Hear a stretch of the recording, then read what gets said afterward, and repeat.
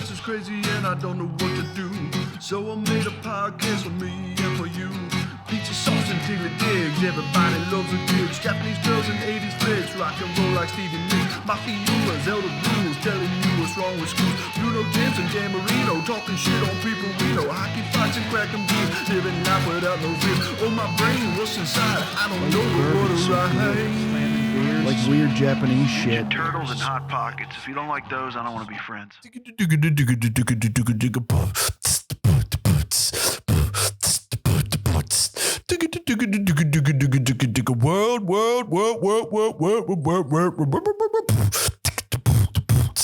I don't know. That's my shit. It's my shit. Oh, fuck. Smashing the whole place up. Little beep, beep, beep, beep box. I'm not wearing a hat today. I don't care. My hair looks insane. I had this whole panic attack yesterday. Like, I mean, full blown freaking out. I thought I was balding. Look at this shit. I ain't balding. This is beautiful. It does. My hair feels super thin. But like what happened was I wore a hat. I usually wear these black head sweats hats. They're for like people who do like cycling because they're super like mesh thin. So it's like wearing nothing. They're super light, but they keep your head super cool and dry. And then I love like when it's hot, you squirt some water in them things and you put it on. It's so refreshing. And then it also cools off super fast because it's like a meshy material. They wash. You can throw them in the washer. They come out like new. You know how you can never wash hats? Always ruins them. We had this thing growing up. You like, it was like this alligator thing and you put it in the dishwasher. That never worked. It just ruined your hats. So I was wearing that yesterday right after I showered, and I wear it so damn tight that it pulls my hair back. And then when I took it off, my hair was all crazy, like up. And I looked in the mirror and I could like see through the garden. You know, I could like see my scalp like back to like here. And I started panicking. I was like, that shit don't look like, why can I see my scalp? I don't want to see that shit.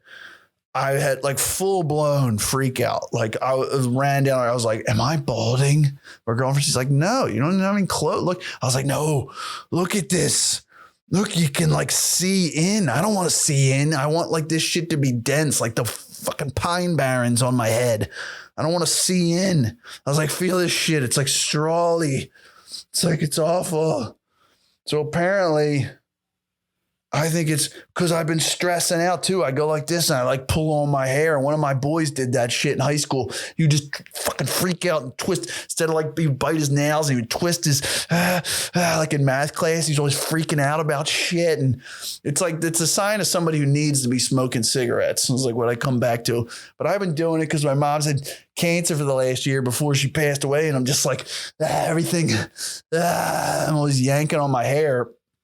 And I started freaking out. I'm going bald. And I think what it is, my girlfriend's like, dude, you wash your hair like twice a day.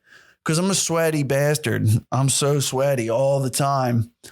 So like what happens is I'll shower in the morning when I want to get up. And it's just like my routine. I don't even think about it. I just do the shampoo. And then later in the day when I work out, I got a shampoo because I'm so gross. I get like stink head like fast. So apparently I'm not going to wash my hair. But even today I went in and I squirted the shit in my hand. It was just so routine, you know, it's like autopilot. I got that routine down like Kramer, but I was really panicked. So that's why I'm not wearing a hat in this episode. I don't care if you like it. I'm vain. I was really doing the whole, I was like, I can't be bald. This is all I have. Like I have nothing. I'm awful. Like everything part about me sucks. My life sucks. Like I have hair. That's all I have. Like you start really realizing like how little you have in life when like if your hair goes. And then like all of a sudden before my like all these things flash before my eyes of like things I've said about all my friends that are bald. Like I don't like go like you bald fuck or anything like, you know, like the stuff on Curb Your Enthusiasm. I don't yell anything at anybody. But I certainly relish in the fact that they have horrible bald spots and I don't. You know, maybe they got a better a better house or a better life or a better job or a lot of things, right?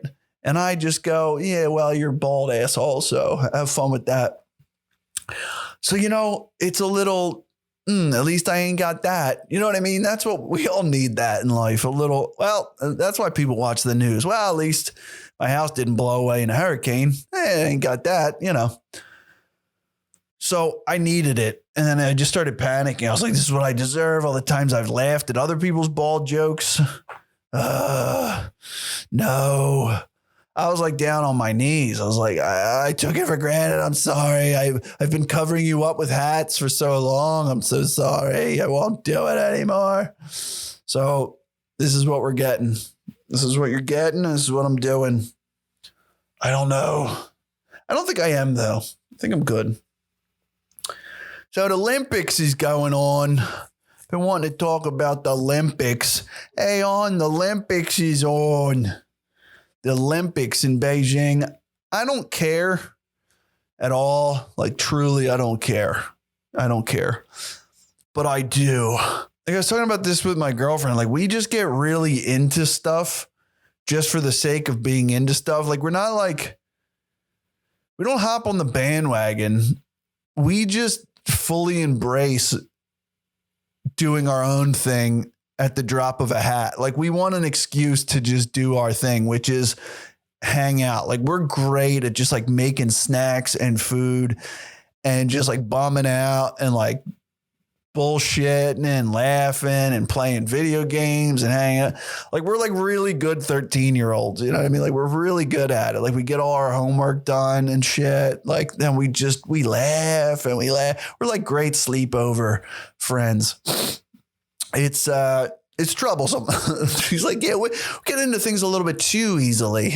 They were like, we got this. I was like, then July, that's the Tour de France. That'll be like a whole month of like making toasted baguettes and like wine, and we'll have a great time. And I'll be roasting duck, and like, it's just like any excuse, like the drop of, what's that? Pouring wine at 2 p.m. Sure. Let's go. Whatever.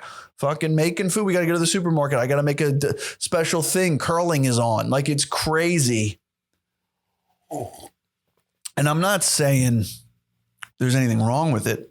It's just funny how like it really can be anything. And then what happens is we truly do then kind of get into it. Like, we were super into curling in the South Korean Olympics because we were still living in China, and it was kind of on our time frame. So we'd get home from work, and then like 3-4 o'clock, the U.S. men's curling team would come on. So we got into it. So now the Olympics came back, and the Olympics. So now we're kind of into it again, but I'm not. I'm already sick of it after a couple of days. But then I get back in. I don't know. I like the controversy, though. That's like, we're big into controversy. At least my girlfriend is, and then she gets me into it. She's like my Jamie from Rogan, or more like Ben from Tim Dillon, I realize. Like, not to say that she's my sidekick, but like those, especially Ben seems to like find the stories and stuff and then bring them to Tim's attention. Like, here's like 100 things going on. There's Lynn just like scours TikTok. She doesn't try. It just happens. And then she brings me these ridiculous things that are going on in the world, and then we discuss them. And I love her for it because it brings me so much joy, like while I'm cooking. So there's all this controversy over the Olympics and all these people that are competing for China, but they're not actually Chinese. And like, I tried to bring this up to my friends, and they didn't seem to care. Like, they truly didn't care. They're like, so what? The Olympics is bullshit anyway. I was like, yeah, but you didn't live in China, man. You don't get it. Like, I thought they would be like super supportive. I just don't know how you can be an American and then not compete for America. And I'm not Mr. America. Like, I hate our government too. It's fucked up. Like, I know all about the last 100 years of imperialism and spreading and overthrows and all that stuff. Go read books about American imperialism. There's plenty of them. I think there's a recent one written by like a Navy SEAL or something. I want to check that out. Whoopsie. So it's not like I'm Mr. America, but like, you got to go beneath that stuff. Like, America doesn't mean just the government and all that stuff and the flag. It's like, It's your neighbors. It's your life. It doesn't even have to be America, wherever you're from. Competing for that country is like about competing for like a part of yourself, your childhood. Like, you know, you grew up there. That's what it's about. Like now you get to just represent whatever that is to people. You know what I mean? It doesn't have to be, it can be a million things. It's something different to every single person that lives in that country. But there's something special about that. You know, I'm not going to deny that fact. It's got to be awesome as an athlete, you know, to put on a jersey for a team is probably cool if you learn that city and you develop a relationship. But at some point, you know, it's such a transactionary thing, professional sports. You get moved around at the drop of a hat. Like a bunch of stuff just happened with the Sixers, and we got Harden, and we got rid of some guys who seemed like I think we got rid of a couple of guys who just had like podcast things that they were doing with the city. And it's like, you know, you try to become, but inevitably it's about money and success and all that. So you would think competing for your country at least has a little bit of a deeper meaning for it. It's got to be great as an athlete. Anyway, as I'm saying, there's all these people. You know who you are out there. Eileen Gu. Eileen Gu. She's American. If you don't know, she competed for China, though, in the Olympics and won a gold medal. And it's like, again, I don't care. But the point is, what the fuck? I don't see how you could do that. Like, she's half Chinese, and she said she did it for cultural reasons because her mother's Chinese. But it's just like, but you grew up here. Like, wouldn't you? I just don't get that. That's what I'm saying. It's about like, it'd be cool. Like, I know my neighbors would see me and like, not to be like, look at me, but like, that's cool. You know, I'd like want to compete and it would be a cool feeling. Like, it's some part of the 5-year-old in all of us has to think that's cool to then just be like, nah, they paid me money. They want me to compete here. It's just mind blowing to me. It seems so fucked up on so many levels. She's not the only one. Then that other girl, the figure skater, who is that? I don't even feel like looking it up. I don't even give a fuck. This is why I can't talk about current events, because how little I care. Zhu Yi. There we go. This comes right up. Eileen Gu and Zhu Yi, both American-born athletes competing for China. Polarized Chinese social media. Well, that's a whole other thing. The Olympics is such bullshit. How are you going to compete also for a communist country as an American? 2, the Olympics is so in China's back pocket. It's not even funny. It was just there in 2008. Now it's there again. Come on, same city even. And then like there's this whole bullshit thing that the Olympic Committee totally pussied out on, the fact that like Taiwan's not even considered a country. Like the whole rest of the world agrees that that's a country. China doesn't. So then we're just like, oh yeah, that's Chinese Taipei or some shit. It's like, what is that? Like what? How bought and sold are you? Like it's such horse shit. It's astoundingly obvious. It's so funny. But anyway, the Zhu Yi or whatever, apparently her dad was like, again, this is all hearsay from my assistant / loving girlfriend.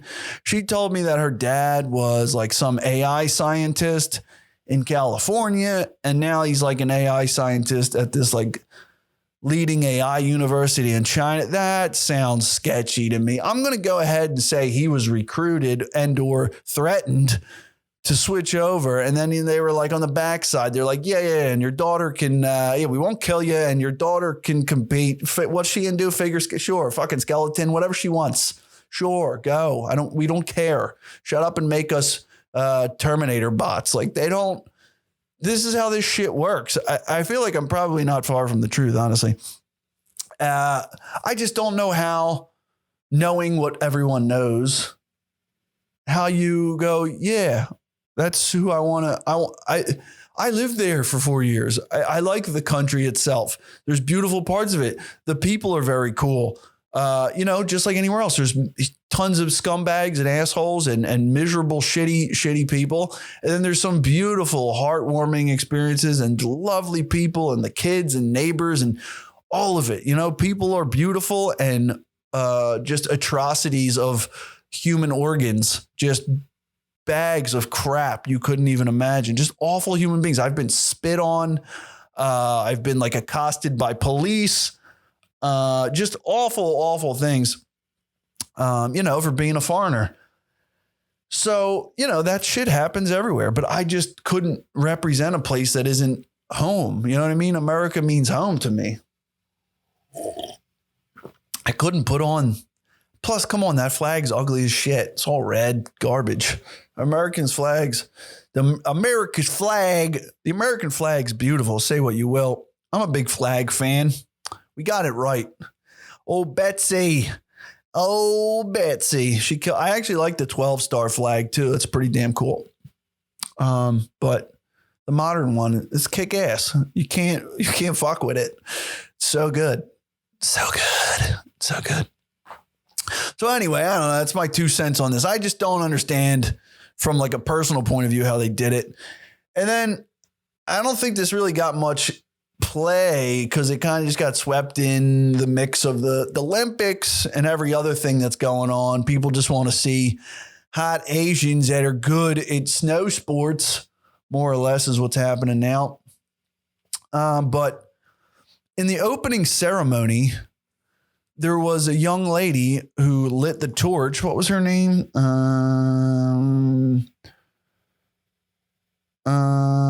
Chinese athlete who lit torch in 2022 Olympics. Dinajir Yalamajang. So she lit, along with a male fellow athlete from China, did the final lighting in the opening ceremony. And they made note of it, at least in the U.S. broadcast, that she is an Uyghur. I can't even say it correctly, but they weren't saying it right. So she's from Western China, I assume, but she's part of the Uyghur ethnic population of China. So in Western China, specifically in Xinjiang region, is this whole, large area. A lot of the people there are not Han Chinese, like 90, it's probably more than 90%, but like 90% plus of the people in China are Han Chinese. So they're descendant of a certain group of, Chinese ethnicity. But there's these other folks out there that are more, they're Muslim and they have a lot more heritage and ethnicity from different tribes and like Kazakhstan and these different bordering countries in Western China. So they got me. I'm talking about things I shouldn't talk about. Yeah. They put the cyanide in my coffee. I'm just dry. So, if you're not aware, there's been at one point in recent history, I want to say like the last 20 years, there was some sort of terrorist attack on people. I feel like maybe it was in Shanghai or maybe Beijing. I think it was like a guy with a machete. It wasn't like a bomb type of thing. It might have just been a maniac and he happened to be of this ethnicity. I don't know if it was specifically terrorist. But anyway, as they do in human history, they used it as a nice little excuse there to kind of go after these people. And it's been more or less widely publicized that they're kind of ethnically cleansing these people, committing mass genocide, allegedly. But I can speak from a little bit of experience because I did go to this part of China. I visited a friend for his wedding. Won't mention any names or anything. So I traveled this area of the country, and I will say when I got there to a city called Urumqi, which I believe is like the biggest city there, maybe it's like the capital of the province or something, it was extremely militarized. So you get to the airport and there's dudes with like AR-15s, not even, they're bigger, just these massive rifles strung across their backs. And then when you get out and you get a taxi and you're driving through the city, we had to get to the train station to then take a train to this other city far away. Everywhere it's very just militarized. Like the sides of the highway are these like fences and walls with barbed wire. There's like guard towers with people, stationed up with guns, and just there's tanks and Humvees and stuff just kind of everywhere. You pull up to the train station. It just felt like a complete different reality, like this dystopian, disquieted, unsettling feeling of like things were there wasn't like people around on the streets. It was weird. And then like the train station, like you pulled up and it looked like something just went down, like, or they were preparing for like a Godzilla attack type of thing where there's like these barriers and Humvees and just everyone's just, and it's amplified because you're probably one of the only white people within like 1,000+ miles. Forget being white, even just foreigner, just non-Chinese or non-Asian or whatever you want to say. So that's even, everyone's just staring at you and it's crazy feeling. It just had this weird, eerie feeling to it and just little reminders, you know what I mean? Like, sure, you can walk around in the US and New York and you see a police officer and they have a handgun and stuff, but like to see people with like assault weapons and barbed wire shit, you're just like, what the fuck? Like, what is going on? Like, I'm sure there's places that are much worse than this. But to me, I haven't been to like parts of the Middle East or parts of Africa. Again, the odd thing is, though, I was coming from Shanghai, which is a completely modernized metropolitan area, skyscraper, some of the tallest buildings in the world, a neon, beautiful, just these crazy displays and all this stuff that's so modernized. And then you're in the same country and it looks like a war zone. And you're like, you feel like you've done something wrong. Like I kept saying that to my buddy. It was just like, dude, even if nothing's going on here, like it makes these people feel like they're imprisoned. Like it kind of, what's that famous, the famous psychological experiment with the prison? What's that? Let me see. Famous prisons psychology experiment. The Stanford prison experiment. So if you're not aware, it was a role play simulation held at Stanford. Half of the people had to play security prison guards and half had to play prisoners. And they had to stop it after like a week because they got so out of control. Let me see what the hell actually happened though. Intended to examine the effects of situational variables on participants' reactions and behaviors in a 2-week simulation of a prison environment. The experiment began with prisoners being arrested in their own neighborhoods by real Palo Alto police. Oh shit, I didn't know that. It's pretty wild. Guards, after being encouraged by research, exhibited abusive behavior towards prisoners, which led them to the origin. To stop the experiment before it was due to conclude. Well, apparently, I guess they were abusing the prisoners, but I think there was like a lot of like psychological damage done to these people. Intense abuse and conflict between guards and prisoners seen in actual prison. So it's like this kind of thing of like, if you're told to play this role, these were just random people, it's like these weren't like hardened criminal prisoners and like guards who have been like stabbed and seen their friends. These were just random folks that were acting and it got completely out of hand. So it was like, if you're in this environment and you feel like there's people in guard towers, you start feeling like you are a terrorist. And on the other hand, if you're told that these people are, the scum of the earth and to be watched and they're animals and you need to, they murder people and all this, you're going to start treating them that. It's crazy. Like it's that experiment on a large scale. And it almost felt like that's what they want. And I'm going to go so far as to say I think it is because it's palpable. Another thing that happened was like we were on the highway and they saw that there was 2 white dudes in our car, me and my buddy, and we got pulled into this thing just off of the highway and like they had us empty our pockets, take off all our stuff. We had to go through like a whole security police check, like all of these, metal detectors on the highway because they saw that there was 2 white dudes in the car.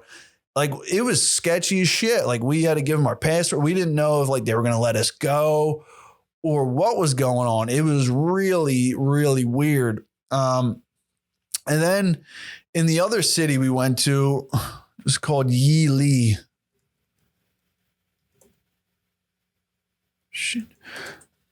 And again, before I go, I'm not trying to paint this. Beautiful places. And later, I will say, when we went back to Urumqi, we went downtown and it was a lot more normal. Maybe it was just like the highway was like that. I don't know. I mean, it was still a little sketchy. Like in the middle of the night when we got there, there's people screaming. I don't know. It was very violent sounding arguments in like alleyways and shit. But the city was pretty cool. The food was awesome. I know that. But this city, 𝐂𝐿𝐍𝐿, I'm a little upset I didn't see some of this nature. Apparently it's gorgeous. I don't want to see that.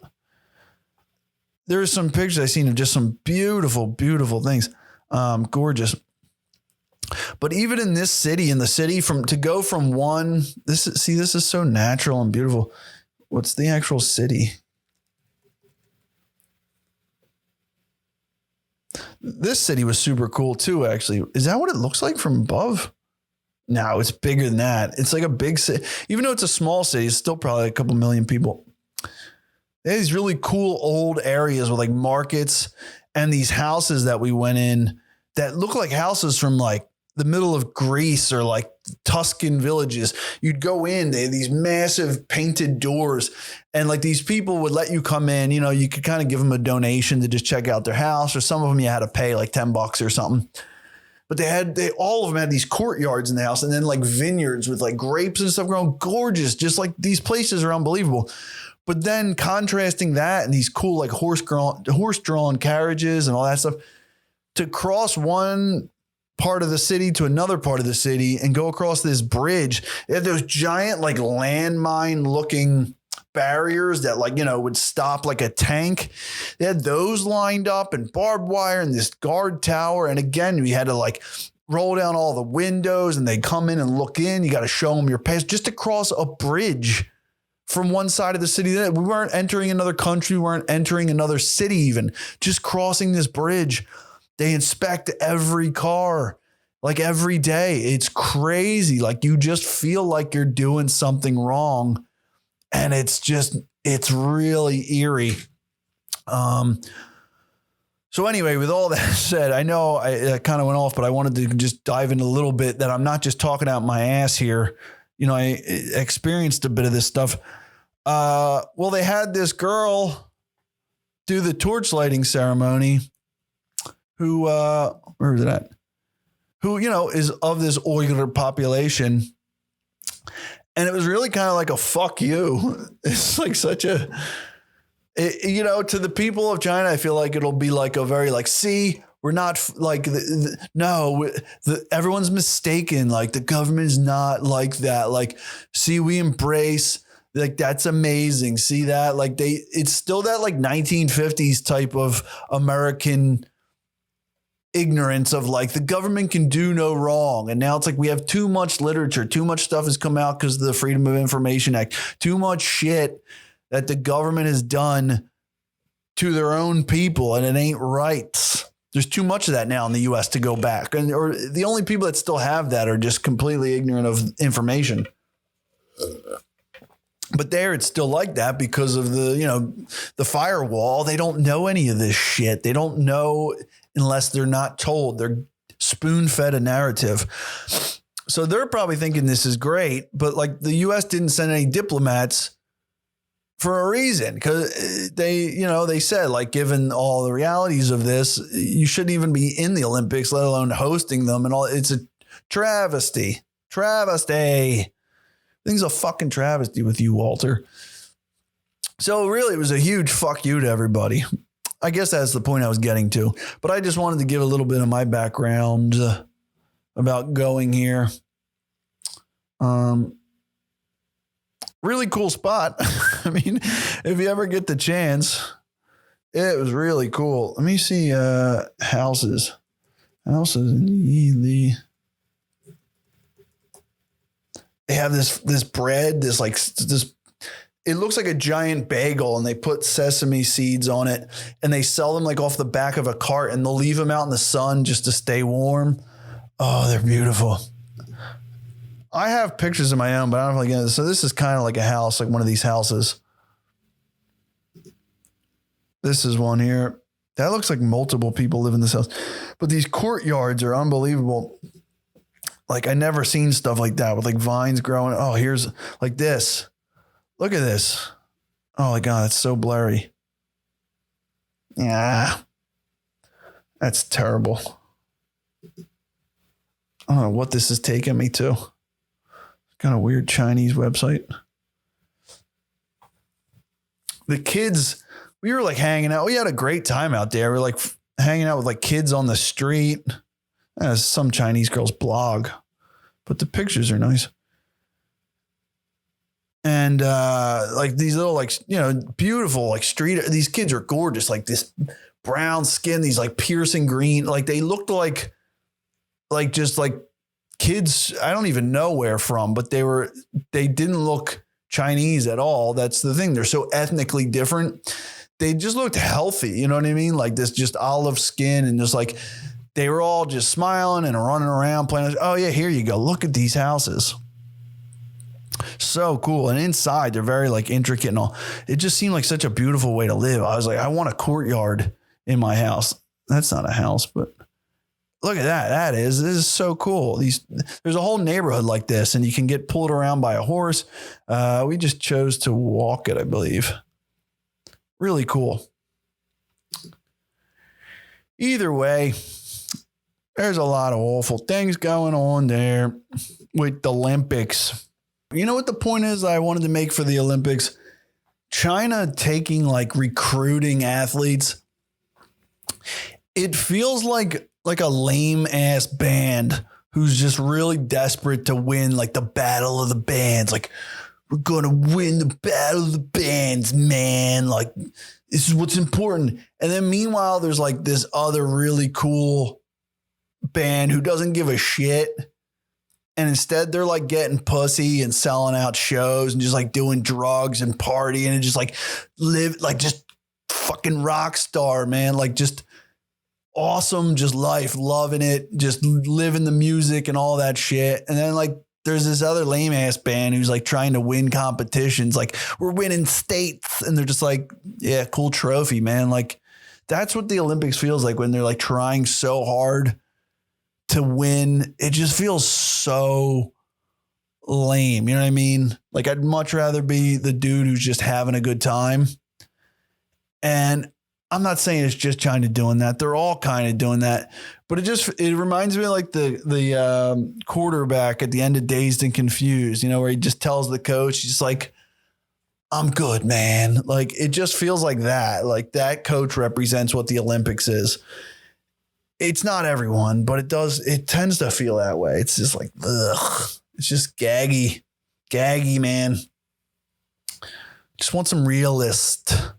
I just want some real reality, some realism,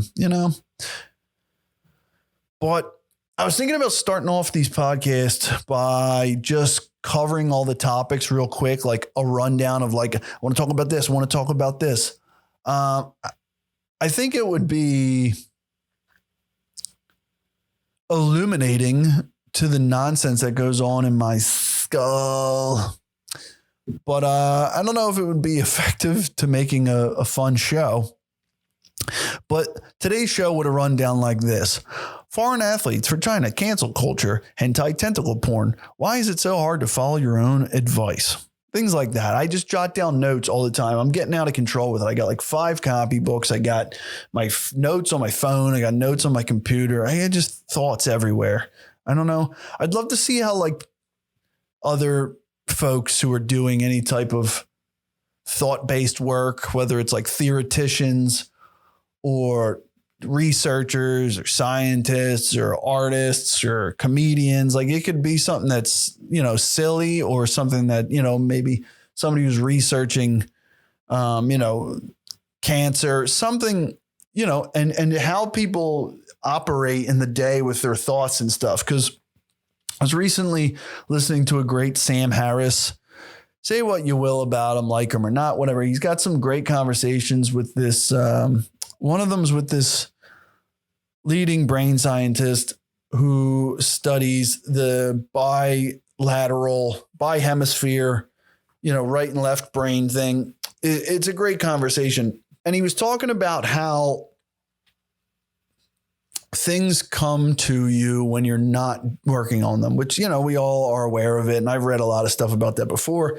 You could be working on a problem and whatever, and you need to step away from it. It's actually the downtime, the doing nothing, the playing the video game, dicking around, washing the dishes, whatever, just doing something when you're not thinking, that your subconscious works on it and then bam, hits you with the answer. So I would just love to see how other people do that, because I kind of do it like scatterbrained right now, and I'm not sure it's the best way. So let's just move on to hentai tentacle porn. Well, there's no way to sugarcoat it. I've been looking at hentai tentacle porn. Now, the reason is I'm doing a studio mural over here on the wall. I haven't done any art in a while, but I'm back and it feels great. Just feels great to just have a pencil in hand and just kind of working on it and moving and just feeling that flow feeling. Harness good, block bad. A little Happy Gilmore for you. So I've been doing this mural and I needed a reference. I, watch artists on YouTube and they look at like old Michelangelo sketches and these different human forms as reference points. Well, I'm using some octopus type like tentacle things, wrapping around things. And I needed some sort of reference point for it wrapping around something. I could envision it, but I really want it to look a certain way. So I needed a reference point. And honestly, there isn't a ton of stuff out there of like octopuses wrapping around things, maybe like ships, like sea monsters, stuff like that. But I just figured I'll go to the source, like hentai tentacle porn is going to have a lot of wrapping around things. Honestly, I just even typed in like tentacle hentai. It doesn't have to be porn, but I'm not even going to show it because I don't know what I'll get in trouble for or not. And that's the whole point I want to make. This stuff is insane. Like there is some crazy shit. Like I know Bourdain talked about on that one episode where he goes to Japan. There's multiple, but he dives down into this a little bit. But I never really spent much time. I like anime. I like manga. Obviously, I spent some time in Japan on various trips. And, it's just part of it. There's this stuff. But like, if you just look at it as an anthropologist, just remove yourself from it being like this sexual stuff, or just look at it as like a fan of art or creativity. There is some amazing stuff produced. Like these guys are incredible artists, but then they have like the dirty, filthiest mind of like the grossest 6th and 7th grader you could ever imagine. But you can't just detract from like, they're really good at drawing the human form. There's this thing in art where you try to create like the action line of what you're doing with the least amount of strokes. So like if someone like a pitcher is throwing a ball, you would put like one line down his center for like that arch of his back. And then you would just put like a curve here for his arm. So you just get the form and you look at this stuff and like the art itself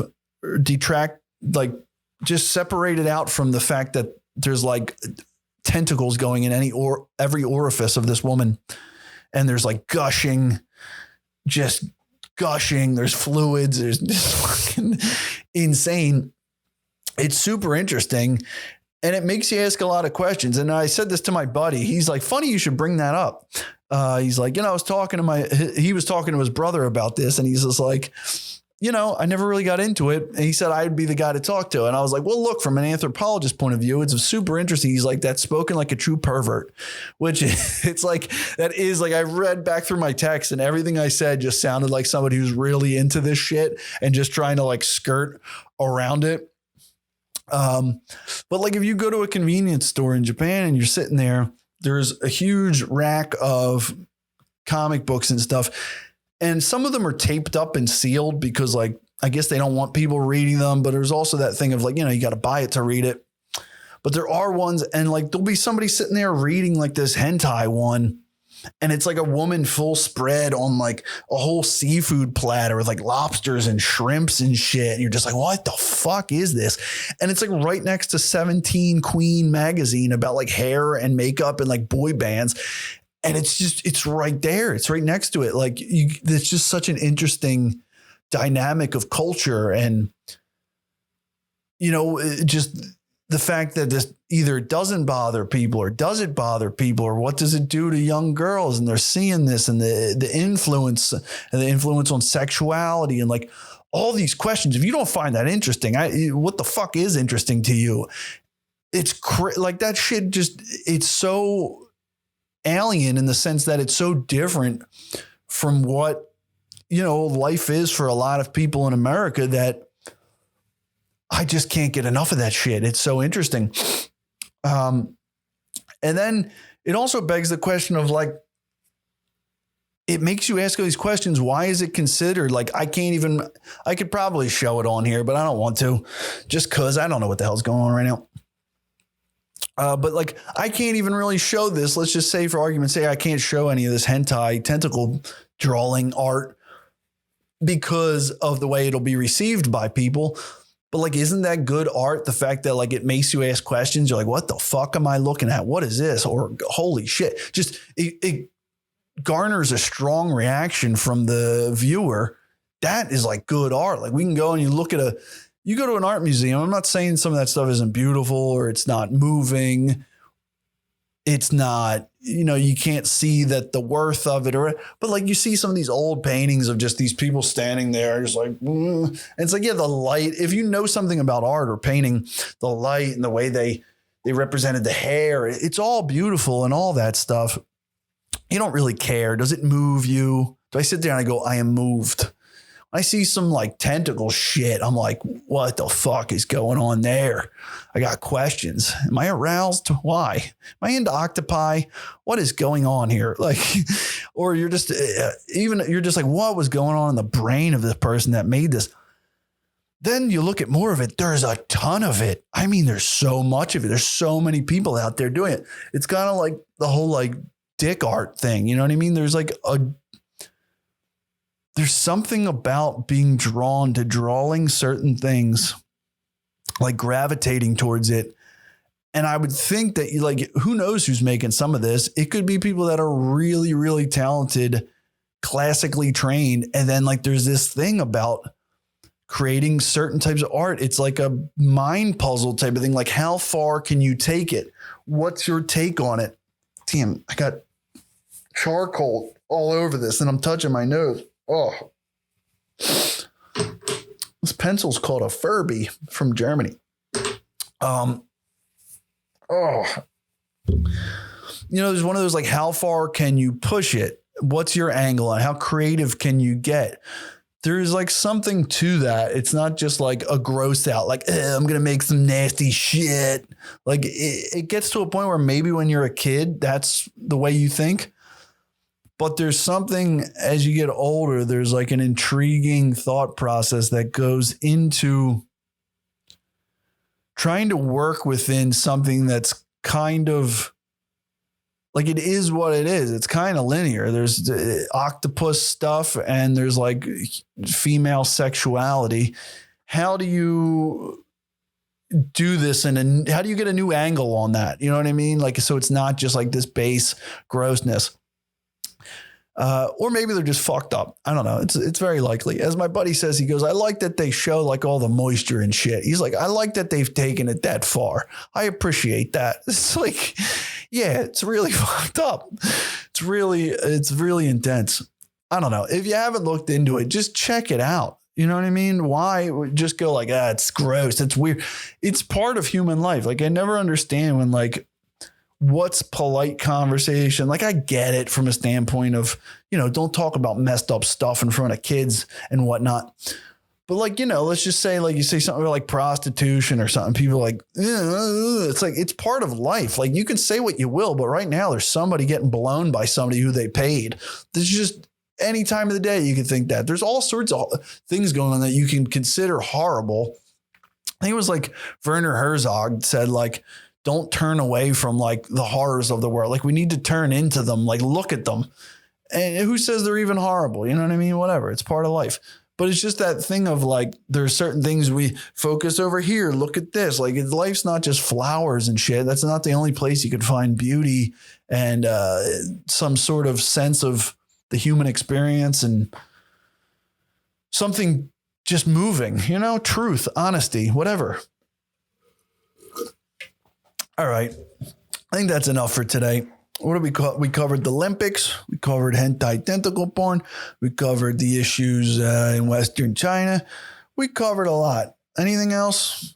All right, guys, that's enough of this shit for today. I'll see you next time.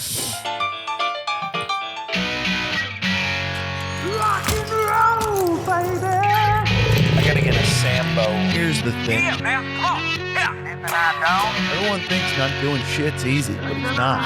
Fucking I'm night. gonna get weird and go paint some stuff. That's enough of this bullshit for one day. Sometimes you just gotta slam them fuckers. Oh, sure.